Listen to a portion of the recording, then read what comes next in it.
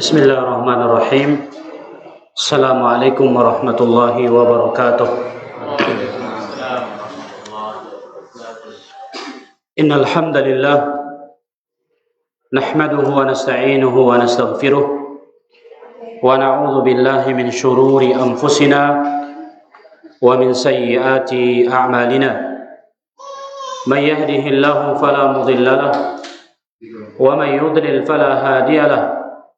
Asyhadu an la ilaha illallah wahdahu la syarika lah wa asyhadu anna Muhammadan abduhu wa rasuluh. Ya ayyuhalladzina amanu taqullaha haqqa tuqatih wa la tamutunna illa wa antum muslimun. Ya ayyuhan nasu taqu rabbakum alladzi khalaqakum min nafsin wahidah wa khalaqa minha zawjaha wa batha minhuma rijalan katsiran wa nisaa'a. واتقوا الله الذي تساءلون به والأرحام إن الله كان عليكم رقيبا يا أيها الذين آمنوا اتقوا الله وقولوا قولا سديدا يصلح لكم أعمالكم ويغفر لكم ذنوبكم ومن يطع الله ورسوله فقد فاز فوزا عظيما أما بعد فإن أصدق الحديث كتاب الله وخير الهدي هدي محمد صلى الله عليه وسلم وشر الأمور محدثاتها فإن كل محدثة بدعة وكل بدعة ضلالة وكل ضلالة في النار. Ma'asyiral muslimin, bapak-bapak, saudara dan saudariku rahimani wa rahimakumullah. Segala puji bagi Allah Subhanahu wa taala, kita memujinya karena dengan pertolongan dari Allah Subhanahu wa taala Allah pertemukan kita kembali di tempat yang mulia ini. Merupakan nikmat Allah Subhanahu wa taala yang terbesar kepada kita bahwa Allah memudahkan kita untuk berjumpa, kita berkumpul pada salah satu dari rumah Allah Subhanahu wa taala dalam rangka kita mempelajari agama Allah, mempelajari petunjuk-petunjuk Rasulullah sallallahu alaihi wasallam. Maka semoga Allah Subhanahu wa taala memberikan kepada kita rahmatnya. Semoga Allah Subhanahu wa taala memberikan kepada kita keberkahan-keberkahan. Kemudian salawat dan salam senantiasa kita ucapkan untuk baginda Rasulullah sallallahu alaihi wasallam, kepada orang yang diutus oleh Allah Subhanahu wa taala untuk mengajarkan kepada kita agama yang benar, mengajarkan kepada kita ibadah yang benar, mengajarkan kepada kita akhlak yang benar, yaitu Nabi kita Nabi Muhammad sallallahu alaihi wasallam. Ma'asyiral muslimin wal muslimat rahimani wa rahimakumullah. Sebagaimana yang telah disebutkan bahwa insyaallah kita akan mempelajari bagaimana cara-cara kita memudahkan anak-anak kita untuk salat 5 waktu sehari semalam. Setiap ayah dan ibu tentu mereka menginginkan agar anak-anak mereka rajin salat setiap hari dan malam, bahkan agar anak-anak mereka salat sepanjang umur mereka. Kenapa demikian?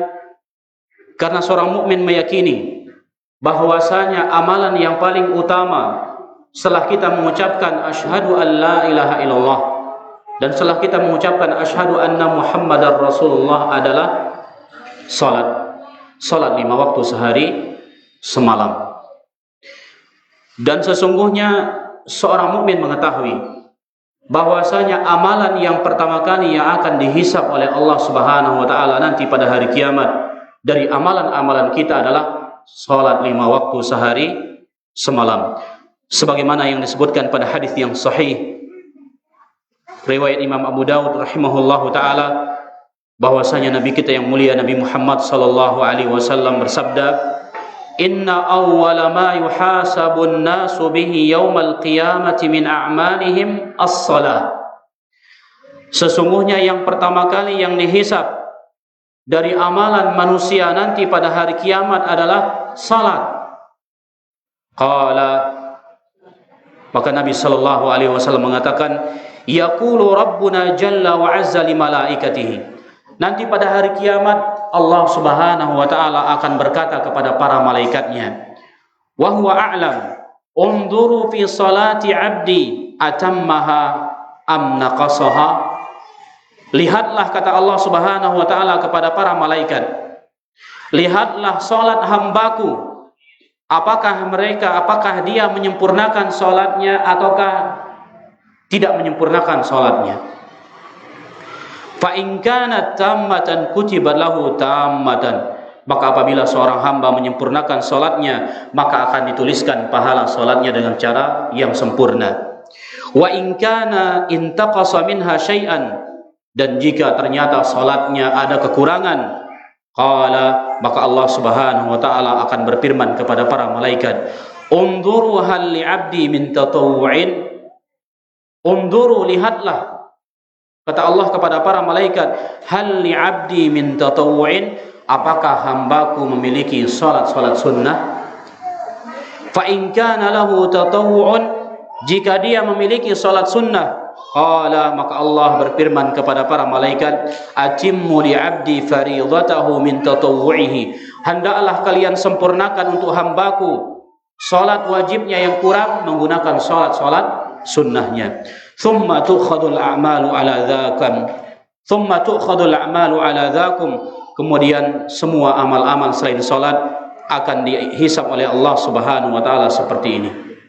Ma'asyiral muslimin wal muslimat, bapak-bapak, saudara-saudariku rahimani wa rahimakumullah, semua kita pasti meninggal dunia. Setiap kita akan kembali kepada negeri akhirat. Kita hidup di dunia ini hanya sementara, selebihnya kita akan hidup selama-lamanya di akhirat. Maka ketika kita meninggal dunia, yang pertama kali yang akan dihisab dari semua amalan kita oleh Allah adalah salat kita. Salat wajib kita. Ketika kita menyempurnakan salat wajib kita, maka akan dituliskan dengan secara sempurna oleh para malaikat yang telah diperintahkan oleh Allah Subhanahu wa taala. Namun ternyata ada kekurangan-kekurangan pada salat kita, maka Allah Subhanahu wa taala akan perintahkan kepada para malaikat untuk melihat, untuk mengecek apakah kita memiliki salat-salat sunnah ataukah tidak. Jika kita memiliki salat-salat sunnah, maka Allah mengatakan kepada para malaikat, atimmu li'abdi fariidatahu min tatawwu'ih, sempurnakan untuk hambaku salatnya yang wajib menggunakan salat-salat sunnahnya. Sehingga ikhwatal iman, perhatikan salat wajib kita. Kemudian di samping itu kita perhatikan salat-salat sunnah kita. Di antara salat sunnah yang sangat ditekankan oleh Nabi sallallahu alaihi wasallam, yang sangat dianjurkan oleh Nabi sallallahu alaihi wasallam untuk kita perhatikan adalah salat as-sunan ar-rawatib. Salat-salat sunnah ar-rawatib. Kira-kira berapa rakaat jumlah sunan ar-rawatib? 12. Mana dia yang 12? 2 rakaat sebelum subuh, terus 4 rakaat sebelum zuhur, kemudian berapa rakaat? 2 rakaat setelah sholat maghrib. Berapa sudah? 8. Kemudian 2 rakaat setelah sholat isya. Ulangi kembali, masih kurang. 2 rakaat sebelum subuh, 4 rakaat sebelum zuhur, 6. Kemudian 2 rakaat setelah zuhur, 8. 2 rakaat setelah maghrib, 2 rakaat setelah isya, 12. Barang siapa yang sholat 12 rakaat, kata Nabi SAW, dalam sehari, buniya lahu baitun fil jannah, maka akan dibangunkan baginya istana di dalam surga. Maka ma'asyiral muslimin wal muslimat rahimani wa rahimakumullah, amalan yang sangat dicintai oleh Allah Subhanahu wa taala, bahkan amalan yang pertama kali yang akan dihisab oleh Allah Subhanahu wa taala dari amalan kita adalah salat kita. Dan tentu salat ini adalah cahaya. Salat yang kita lakukan sehari semalam ini adalah cahaya, sebagaimana yang disabdakan oleh Nabi sallallahu alaihi wasallam, as-salatu nurun, salat itu adalah cahaya. Cahaya bagi seorang mukmin di dunia dan cahaya bagi seorang mukmin setelah dia meninggal dunia. Kemudian salat yang kita lakukan ini adalah sebagai penghapus dosa-dosa yang kita kerjakan. Sebagaimana disebutkan di dalam hadis Nabi kita yang mulia Nabi Muhammad sallallahu alaihi wasallam pernah bertanya kepada para sahabat, "Ara'aitum law anna nahran bi babi ahadikum?" Bagaimana pendapat kalian jika ada di depan pintu salah seorang di antara kalian ada sungai. Yaghtasilu minhu kulla yawmin 5 marrat. Dia mandi pada sungai tersebut 5 kali dalam sehari. Hal yabqa min daranihi syai'? Apakah ada yang tersisa dari daki-dakinya? Jika ada seseorang rumahnya berada di dekat sungai yang sangat jernih airnya.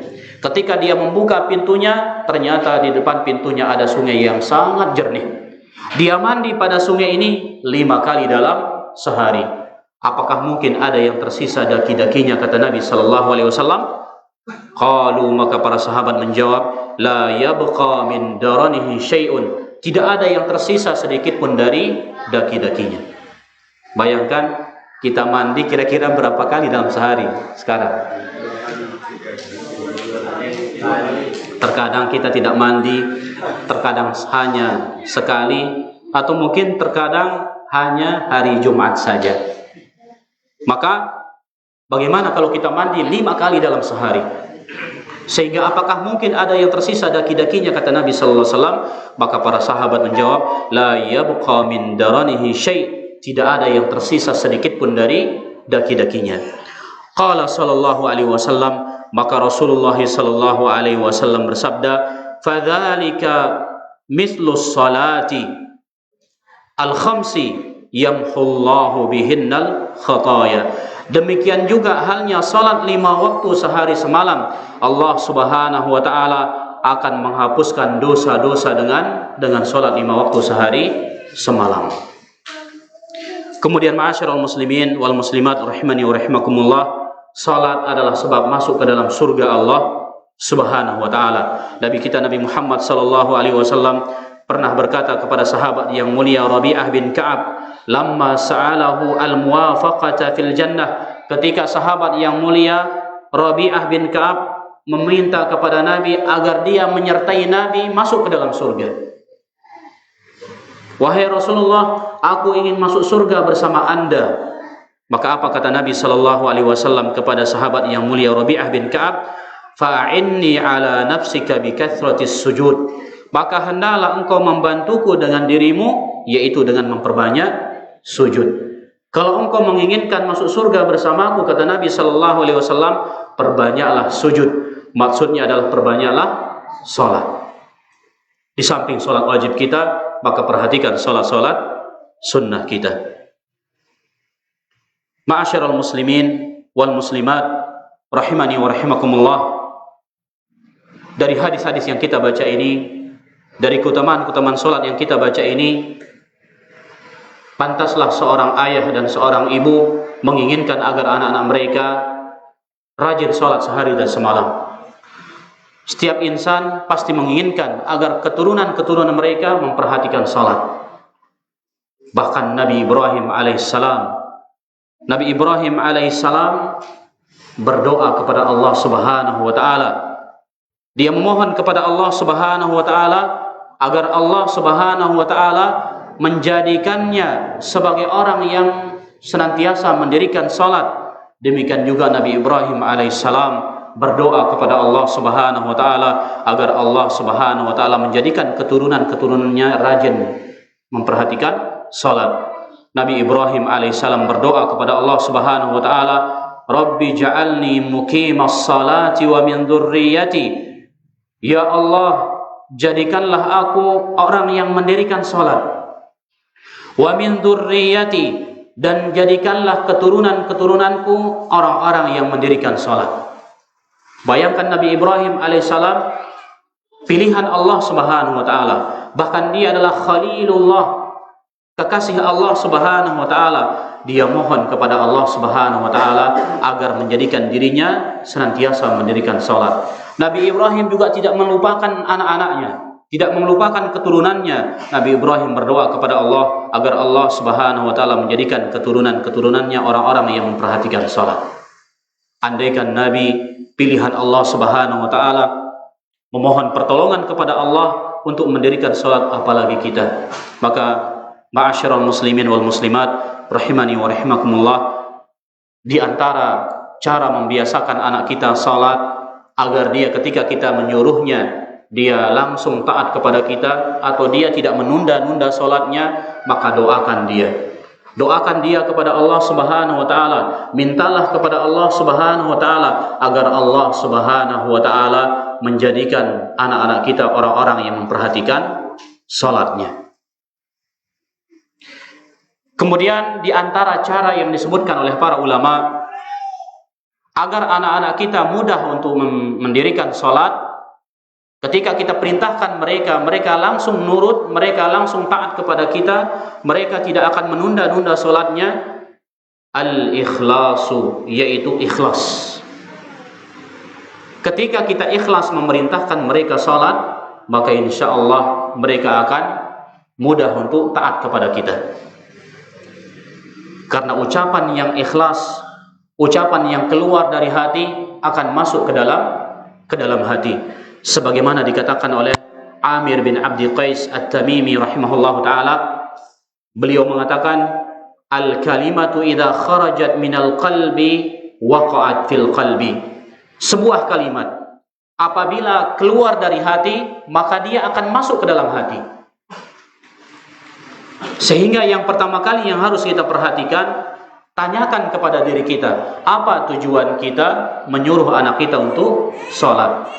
Apakah kita menyuruh mereka semata-mata karena Allah Subhanahu wa taala, karena kita menginginkan kebaikan untuk mereka, ataukah sebatas kita menyuruh mereka salat karena kita malu kepada tetangga kita, atau kita takut celaan dari tetangga kita bahwa anak kita tidak suka salat, ataukah kita malu kepada tamu besar kita, ada seorang tamu kita dari luar pulau misalkan, dari luar kota, dari luar daerah datang ke rumah kita, sehingga kita memerintahkan semua anak-anak kita sholat. Silahkan sholat, malu kita sama tamu misalkan. Ataukah kita menyuruh mereka karena Allah Subhanahu wa ta'ala.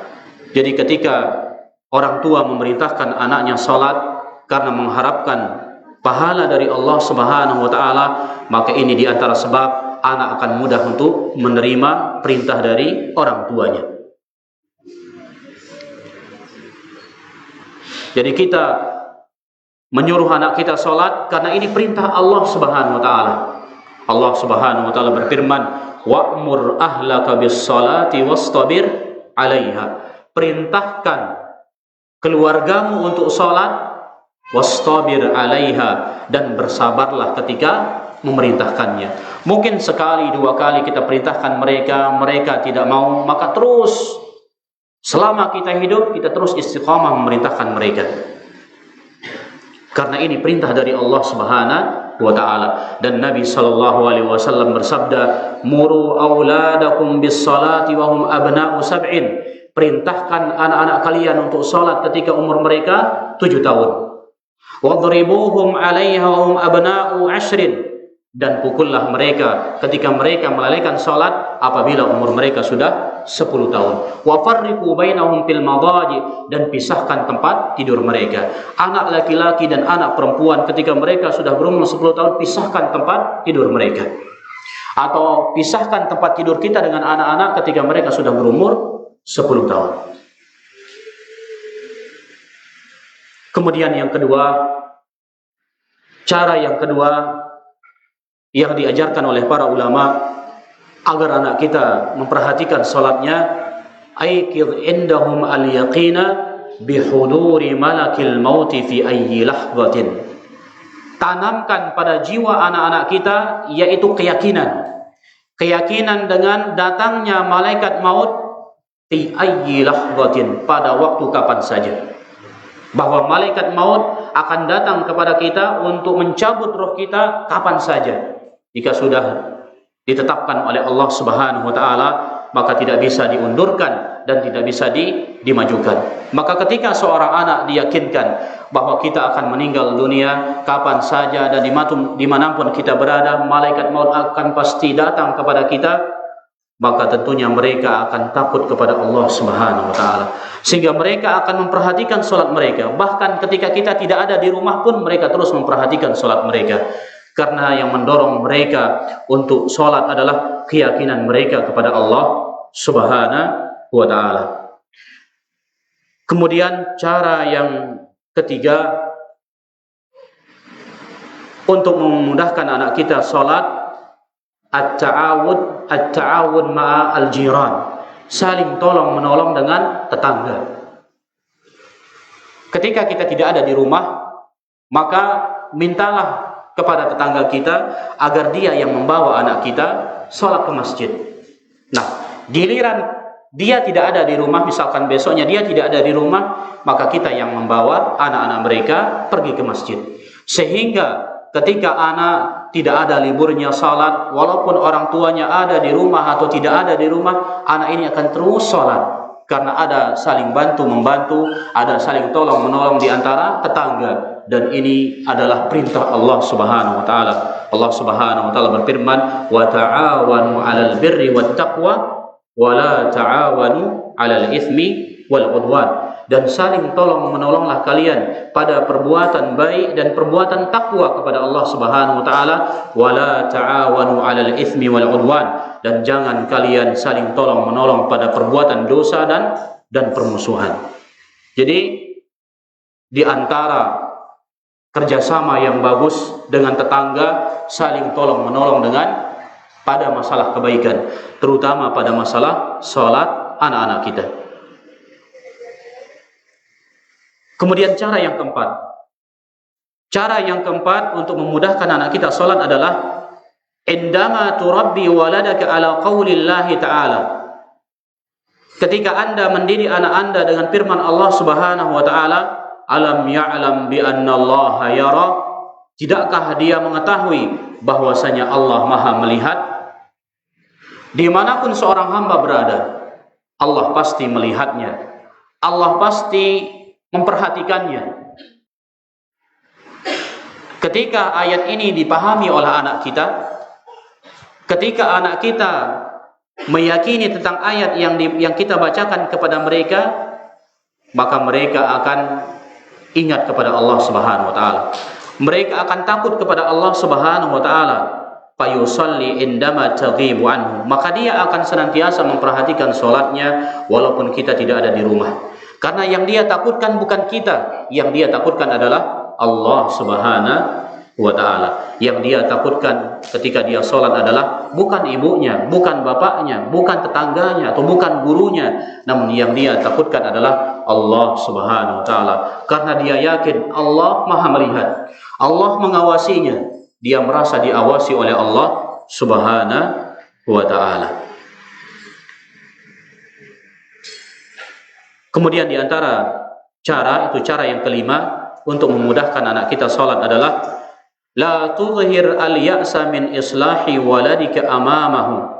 Jangan Anda tampakkan keputusasaan Anda memperbaiki anak Anda di hadapannya.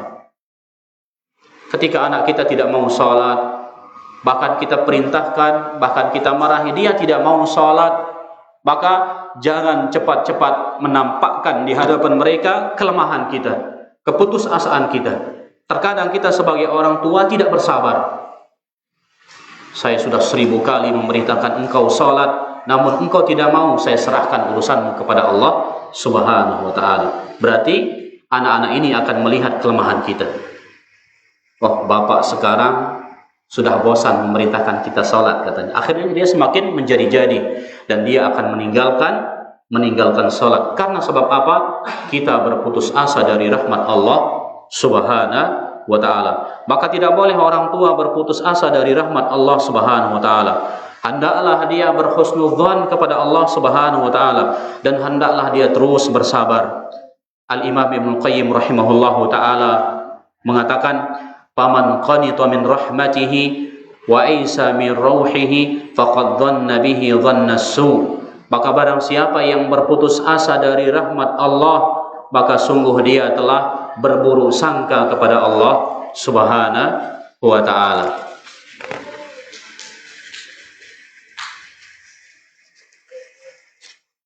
Kemudian cara yang keenam untuk memudahkan anak kita salat, ayyuhal ab al-ghaib, wahai seorang bapak yang tidak ada di rumah, fi amalin, karena sebuah pekerjaan, au safarin, atau karena dia musafir tidak ada di rumah, maridin fi mustashfa, atau wahai seorang bapak yang sedang dirawat di rumah sakit. Talaqin, atau wahai seorang bapak yang sudah talak dengan istrinya.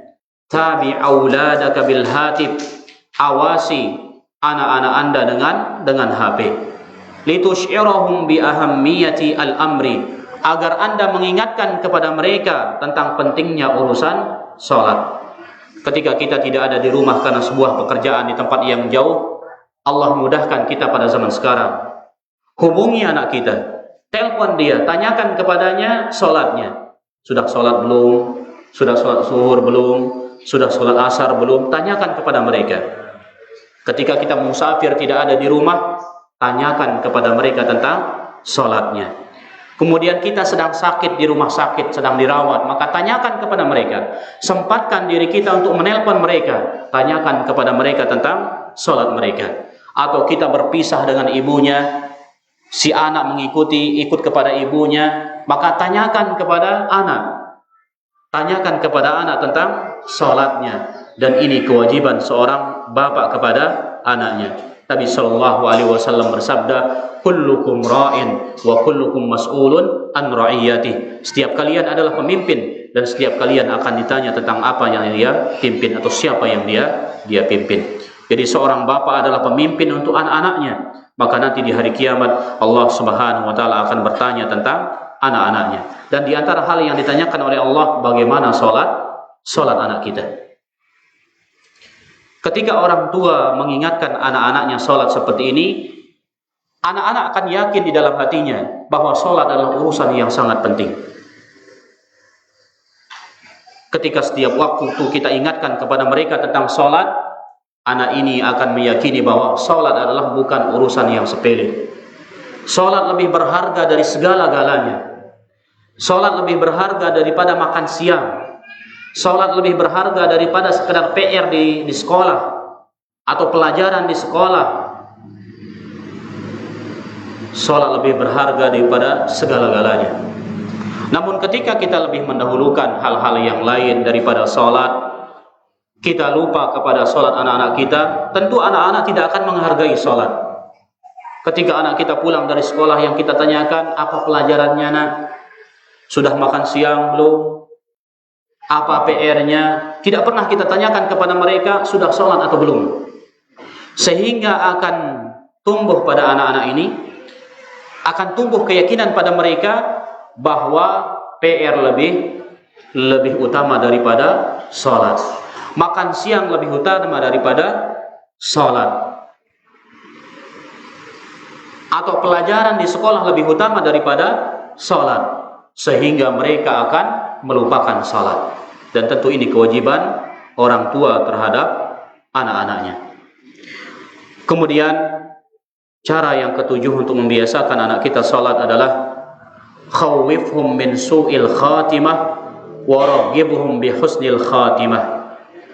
Takuti mereka dengan akhir kehidupan yang buruk atau su'ul khatimah. Wa raghibhum bi husnil khatimah, dan motivasi mereka dengan akhir kehidupan yang baik. Semua kita akan meninggal dunia, dan tentu kita menginginkan agar akhir kehidupan kita ditutup dengan kebaikan-kebaikan, agar akhir kehidupan kita ditutup dengan amal saleh.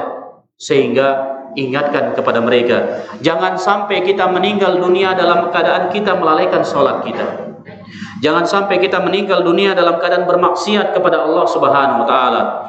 Hendaklah kita meninggal dunia dengan husnul khatimah, dalam keadaan kita taat kepada Allah Subhanahu wa taala, dalam keadaan kita beribadah kepada Allah Subhanahu wa taala.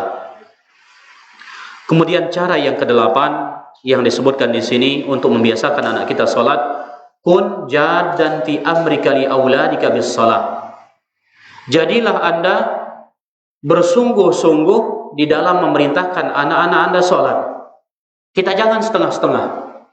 Setiap hari dan malam kita harus bersungguh-sungguh untuk menyuruh mereka salat. Wala tatrukhum liyusallu ahyanan, dan jangan Anda biarkan mereka untuk tidak salat pada suatu waktu. Bal alzimhum biha, akan tetapi haruskan mereka salat.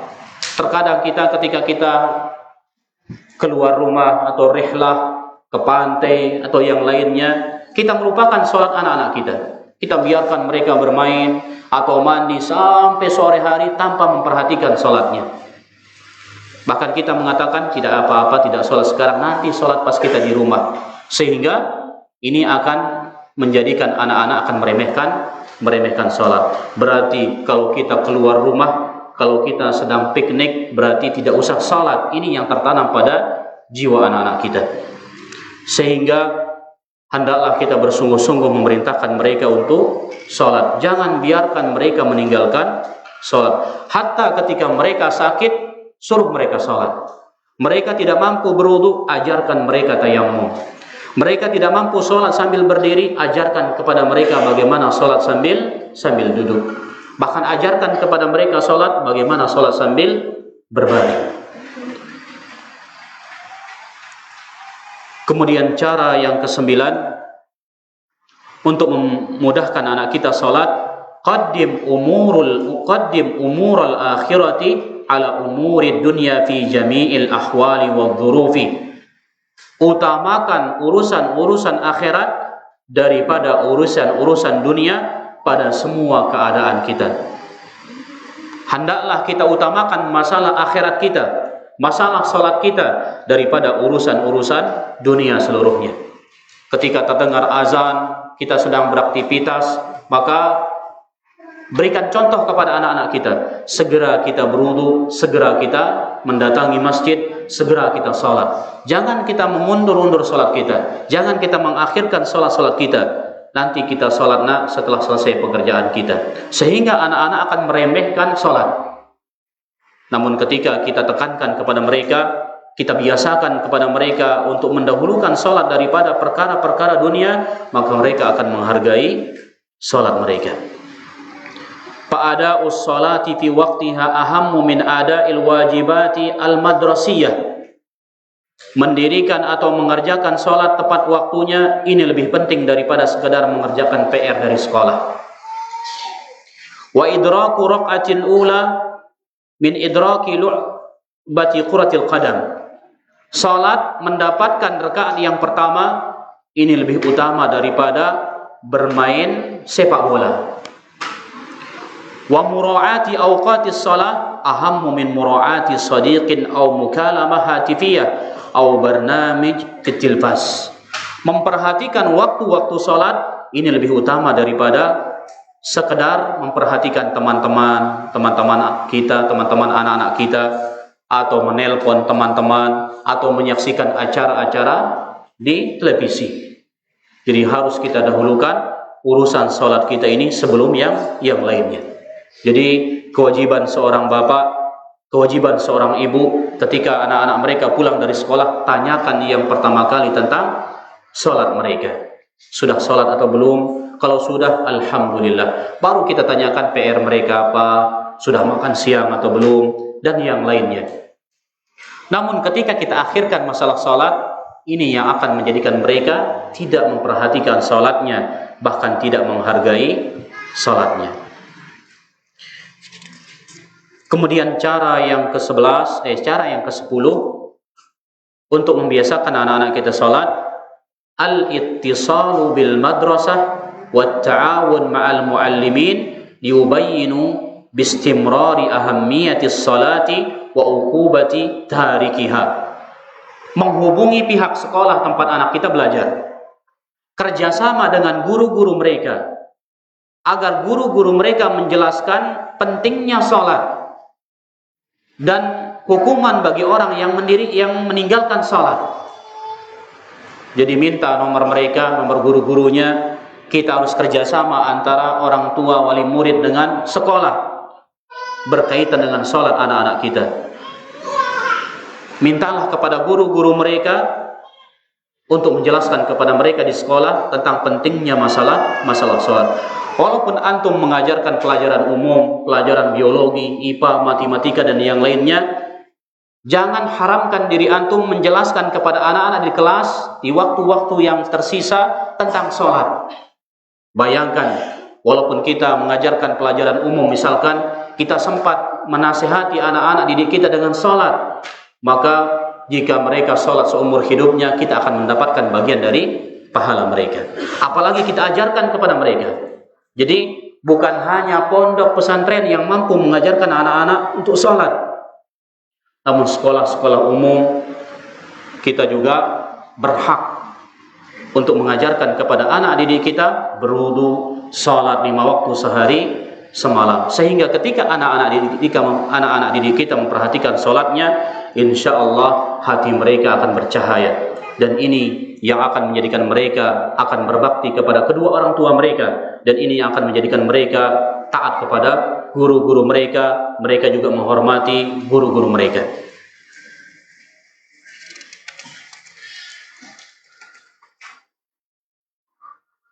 Sebentar lagi Isya, mungkin kita cukupkan sampai di sini.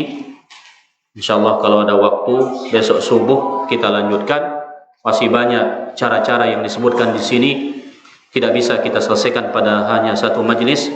Insyaallah kalau ada waktu subuh kita akan lanjutkan. Sebelum kita tutup, silahkan kalau ada pertanyaan berkaitan dengan apa yang kita baca, berkaitan dengan apa yang kita sampaikan, silahkan.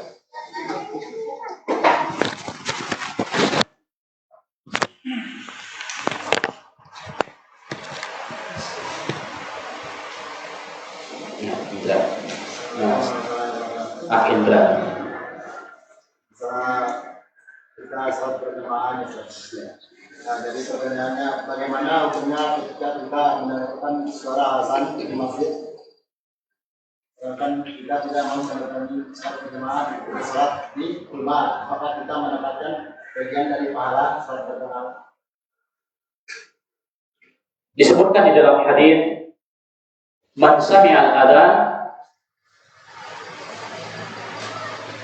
barang siapa yang mendengar adzan salat, falam ya'tihi, kemudian dia tidak mendatangi salat, dia tidak datang ke masjid untuk salat berjamaah, ini untuk laki-laki, fala salata lahu, maka tidak ada salat baginya, kata Nabi sallallahu alaihi wasallam. Para ulama berbeda pendapat tentang masalah ini. Sebagian di antara mereka mengatakan bahwa salat mereka di rumah tidak sah, berarti harus diulang kembali. Sebagian mereka mengatakan sholat mereka di rumah sah, namun pahalanya hanya satu, pahala satu sambil mendapatkan dosa besar. Mana yang dipilih? Berarti rugi besar kita sholat di rumah. Bayangkan di zaman Rasulullah SAW ada seorang yang buta, umurnya sudah lanjut usia, kemudian tidak ada yang menuntunnya.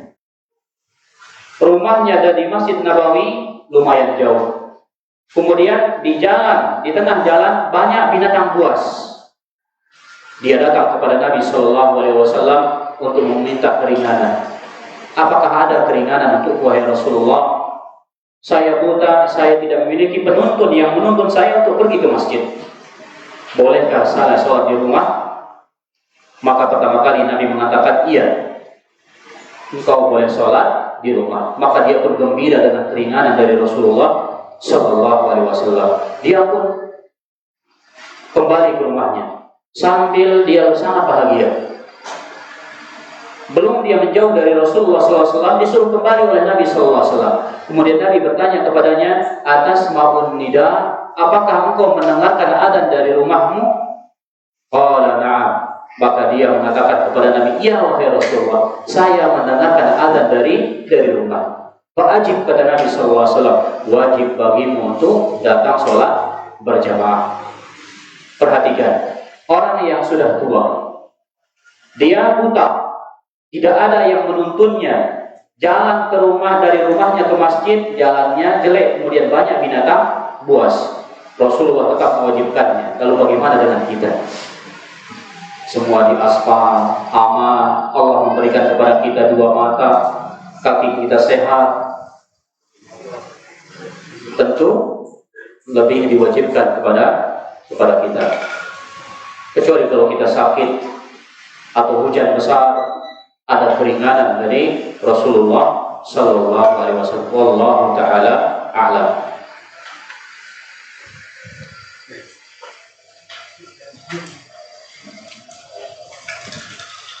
Apa tadi? Sudah? Lupa?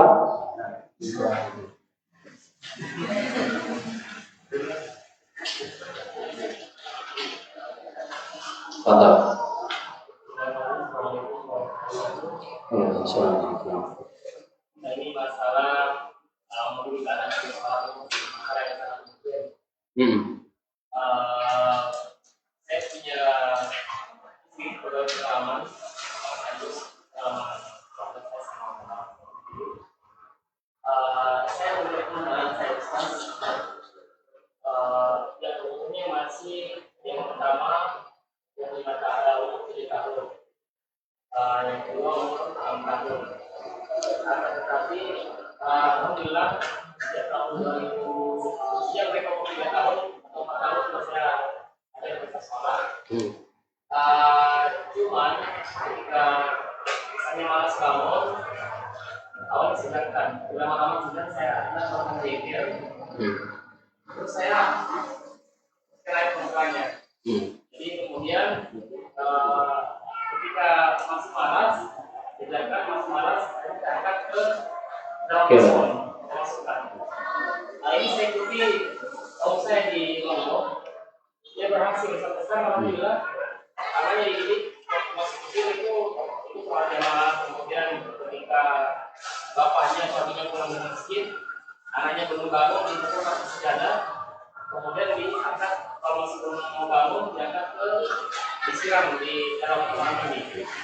Nah cuman ada yang namanya seorang saya, dia kan tak tegaan. Nah cuman anak saya saatnya mulai cowok. Agak lain daripada kakaknya yang perempuan. Jadi saya kadang gimana cara menterima, karena dia ini luar biasa. Dia selalu tinggal bergaul, kemudian kadang dia perempuan pergi wudhu, kemudian dia sholat, itu saya perhatikan dari dia kadang ngorek, kadang main-main. Saya merasa dia sholat untuk hanya itu karena dia melihat. Nah, mungkin ini bagaimana caranya mereka mengatasi seperti ini? Iya. Jadi, subhanallah, dari cara yang bagus untuk membiasakan anak sholat. Jadi almaru ala dini khalilih, kata Nabi sallallahu alaihi wasallam, baik buruknya agama seseorang tergantung baik buruknya agama teman dekatnya. Falyanzur ahadukum man yukhalil, maka perhatikan salah seorang di antara kalian dengan siapa dia berteman. Anak-anak kita yang cepat mempengaruhi anak-anak, apalagi ketika dia bergaul di luar rumah, adalah teman-temannya. Maka kewajiban orang tua adalah perhatikan teman-teman anak kita. Alhamdulillah, jika anak-anak kita berteman dengan anak-anak yang memperhatikan sholatnya, maka bergembiralah bagi orang tua ketika anak-anaknya bergaul dengan teman-temannya. Terkadang anak-anak lebih nurut kepada temannya daripada bapaknya. Terkadang. Maka ini tanggung jawab kita, lihat dengan siapa mereka berteman. Yang awalnya mungkin anak kita di rumah rajin dia sholat, semakin besar pergaulan semakin luas sehingga dia melalaikan sholatnya. Ini pengaruh dari teman-teman. Maka ini kewajiban orang tua untuk memperhatikan dengan siapa anak-anak kita bergaul. Wallahu ta'ala a'lam. Di sini juga disebutkan di antara keluhan para orang tua ketika sholat subuh susah membangunkan anak untuk sholat. Kemungkinan besok pagi kita akan sebutkan, ada disebutkan di sini trik-trik bagaimana cara membangunkan anak sholat di waktu pagi, karena ini yang paling berat. Sholat asar karena dia tidur, atau sholat subuh karena dia tidur. Bagaimana caranya, insya Allah besok kita akan lanjutkan. Allah Ta'ala alam. Oh ini.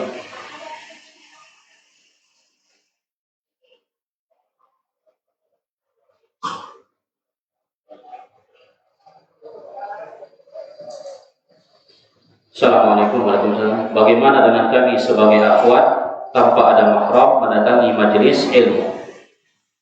Kalau musafir diharuskan dengan mahram.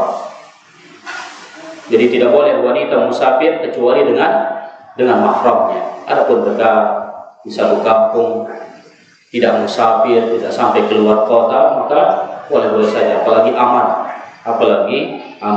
Semoga yang belum mempunyai mahram disegerakan mahramnya oleh Allah Subhanahu wa taala. Katakan amin.